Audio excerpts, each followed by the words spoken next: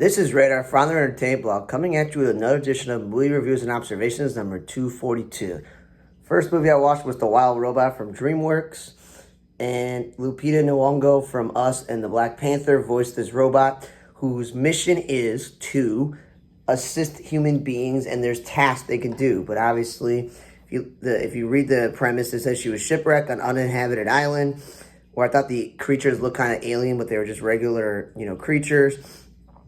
Pedro Pascal voices a fox, and there's all these other characters in this movie. If you look up the list, there's some really famous people in the movie, like Mark Hamill and whatnot. So the point is, she's like there to, her mission in life is to assist things, but then she gets to have to take care of this little like goose duckling and raise it so that it's ready to migrate. That's like the whole entire movie. It reminds me of the migration movie of DreamWorks where Kumail Nanjiani's birds never migrated. So it was like that type of story. It was about fitting in. There was a lot of good children messages, a little cheesy, but that's what happens with kids' movies. It also wasn't that long of a movie, an hour 42 minutes with credits, a lot less without the credits. So I liked it. I thought it was cute.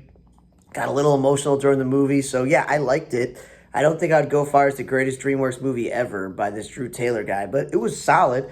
I definitely think it was a good addition to their franchise. Then I watched the movie The Strangers Chapter 1, and I don't understand why you need to make a two-part of this movie where the woman whose name, Madeline Petch from Riverdale, her and her boyfriend are on a trip together. They get lost. They're in a small town. Something's up with their car. The hotels are closed. They got to stay at some Airbnb of some guy who doesn't do it this season, but he's not around and stuff like that. And it's like a creepy little town that everyone's looking at them weirdly. People with masks are creeping out their window, and they got to survive the night. And as always, either everyone dies in a horror film or one person survives. So either way, you're just like, okay, cool.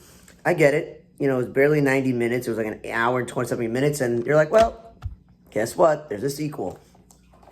Then I watched the movie The Substance with Demi Moore, Margaret Qualley, and Dennis Quaid. And one thing I want to tell you is that Demi Moore, she was good in this movie. And people were like, oh, this is one of her best performances of her career.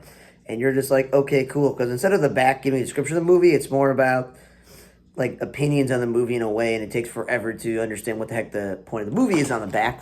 And she did good in this movie. And Dennis Quaid, he's a pretty good actor, but the two of them, in my opinion, wasted their time and effort with this movie because, yes, it's a horror film, but it's a pretty boring horror film that it's a little bit disgusting and horrific towards the middle to the end of the movie.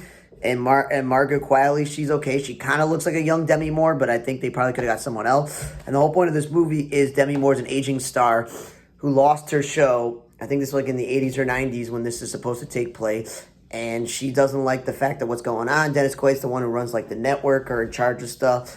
And she's like, okay, cool.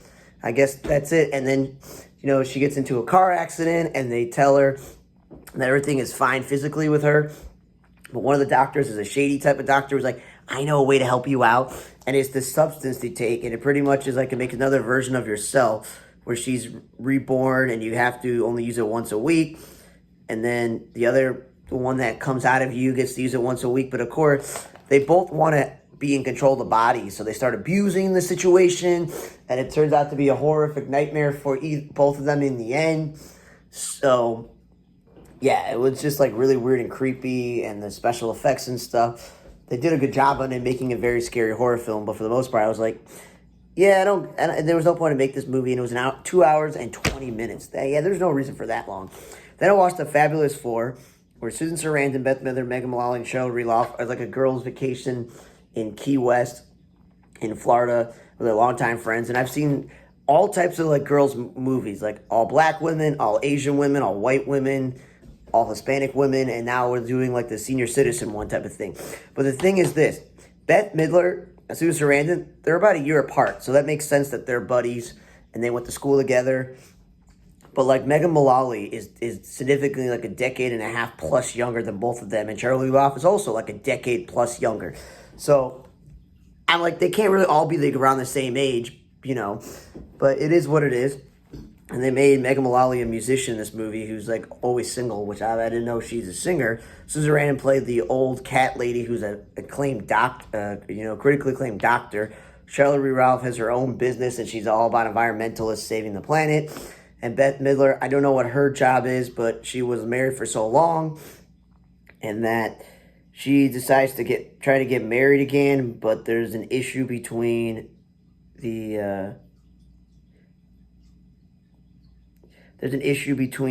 her and Susan Sarandon. They used to be very, very close friends, and they're not talking, and she wants her there. So Mullally and Ralph try to convince her to come on this journey, and then she finds out why she's there.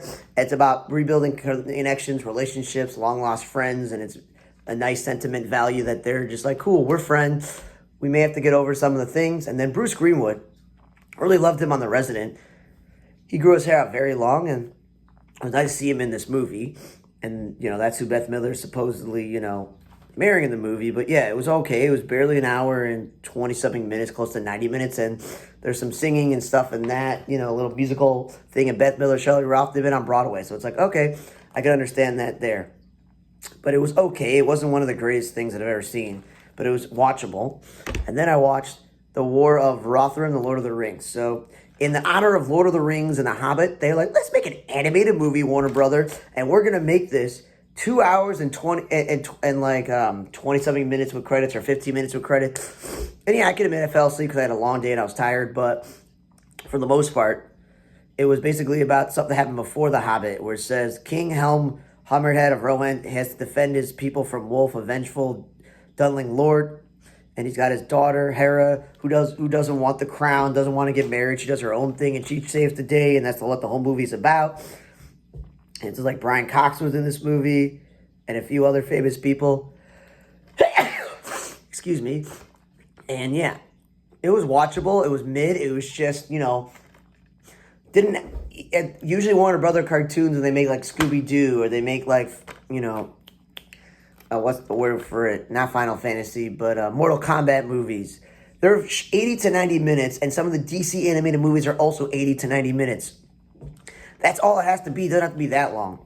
If I'm going to pick the best movie I watched this week, it was obviously Wild Robot. They showed in the movie. Emotional connection to that.